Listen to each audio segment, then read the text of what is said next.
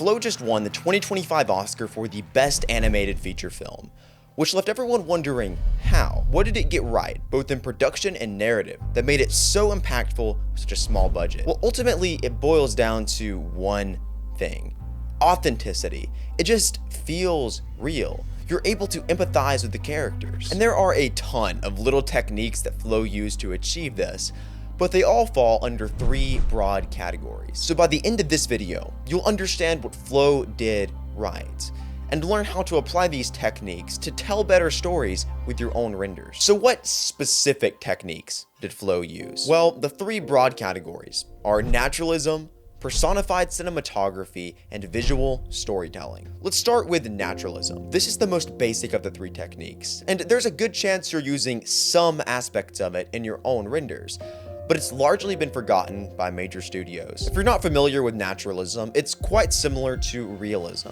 It's essentially representing the world in its true form. And you may hear that and say, Flow isn't naturalistic, it's stylized. And you would be right, because we aren't talking about photorealism, but rather naturalistic storytelling, and it manifests itself in 4 distinct ways. The first is the most conspicuous. It's naturalistic characters. And while this is really obvious, there are 2 reasons why it's crucial. Firstly, it sets Flow apart. In a world where every movie is full of anthropomorphized characters that are no different than people, Flow is unique. The animals can't talk. They have to overcome challenges in their own way, which creates a compelling story. Secondly, they fall into pre-existing schemas, which is essentially just a fancy way of saying we already have a connection with dogs and cats. We understand what drives them. So when we see a naturalistic representation of them like we have in Flow, it becomes much easier to form a connection with the characters because we've already fallen in love with the species. But when animals are basically people, for example in Zootopia, they don't fall into pre-existing schemas. The movie has to show us why we should care, rather than just building on our pre-existing love for animals. Throughout the movie, Flow obviously builds a stronger connection between the individual animals and the audience. But because it's using naturalism, it gets a head start, which is especially impactful for a film with no dialogue. And this is a powerful technique that you can use in your own renders to create a bond between the characters and the audience, especially when you don't have an hour and a half to tell a compelling story. The second and third usages of naturalism go hand in hand: pacing and scale. A lot of films rely on fast pacing and grand spectacle to retain interest. This strategy is used everywhere, from YouTube to Hollywood. It's called the age of excess, and it works because it makes up for poor writing with grandiosity. But Flow is different. There's no antagonist or final battle, but rather the story is driven forward by naturalism. The pacing is slow. The scale is small. Most of the story takes place on this small boat, and it shows the struggle of the cat to survive in this new world and connect with other animals, which makes it feel authentic and refreshing. Finally, the last use of naturalism is through sound design. Every animal is voiced by its real-world counterpart, except for apparently the capybara, because they don't make that much noise, so instead it was voiced by a baby camel. This genuine voice acting further adds to the authenticity of the film. My dog normally ignores all TV, but whenever the cat or lemur would make any sound, she would look up and act all interested, probably because they're so squeaky and high-pitched that they sound exactly like she does. The music isn't overbearing. The Foley is on point. Every piece of sound design adds to the authenticity and immersion of the film, which is exactly what you get when naturalism is your foundation. However, integrating naturalism or any of these other techniques may require you to learn new tools. But that's where today's sponsor, Brilliant, comes in. Have you ever tried to learn a new skill? Well, I have, and it's really hard. You have to force yourself to be disciplined and get better.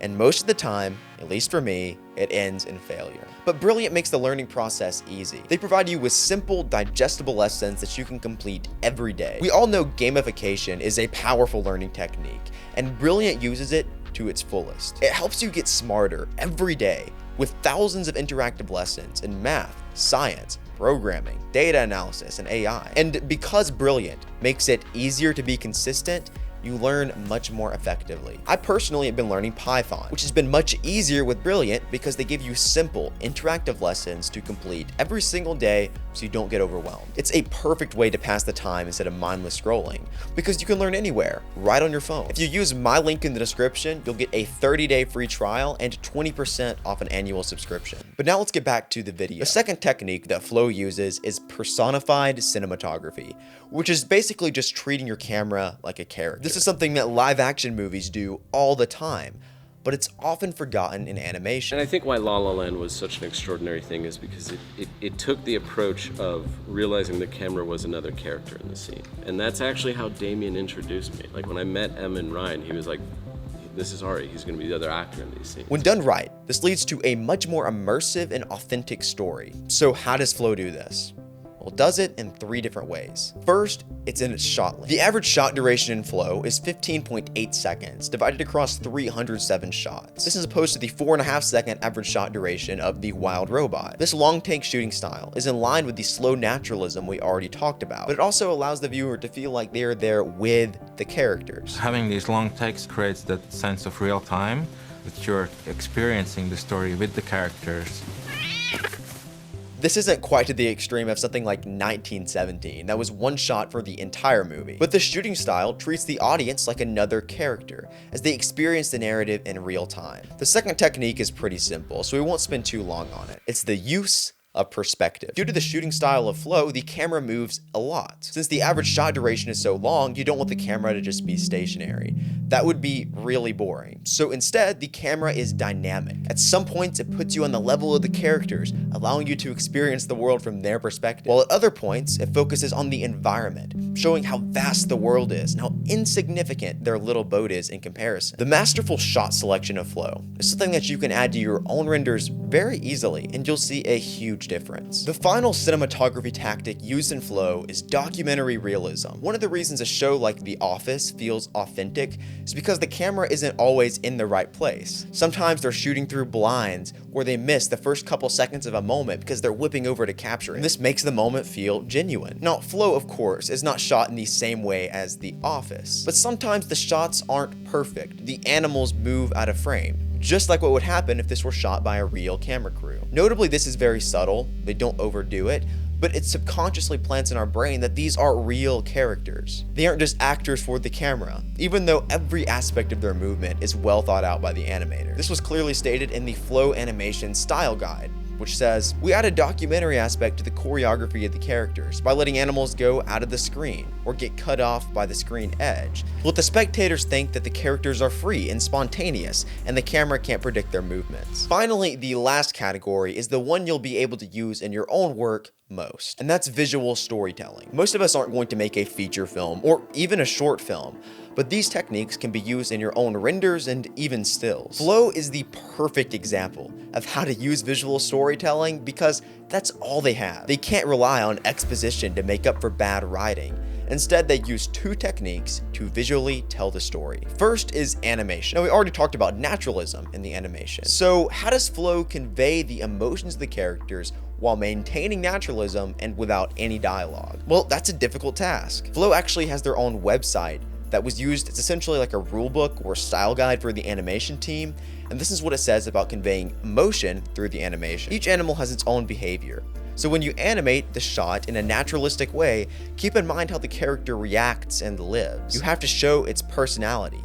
Sometimes, depending on what is happening in the shot, you have to take some liberties. Once you give it some thought, this approach feels painfully obvious. Of course, animals convey emotions. You don't have to give them human expressions to convey that.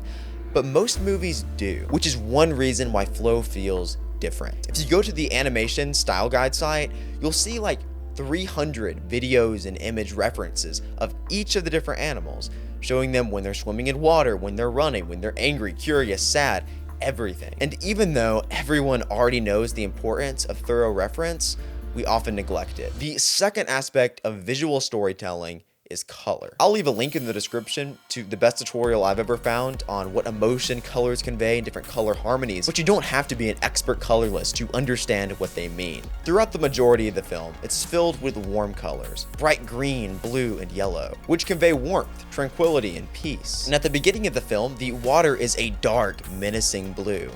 But as the cat becomes more comfortable with the water, it turns into an inviting aqua. These sorts of color transitions can be seen everywhere once you're looking for them, but the most notable instance is in the climax, when the entire color palette shifts to dark grays, black, brown. This helps to put you in the emotional state of the characters as they're experiencing this tension, uncertainty, and darkness. This is one of the most powerful filmmaking techniques, especially in animation, because you have full creative control.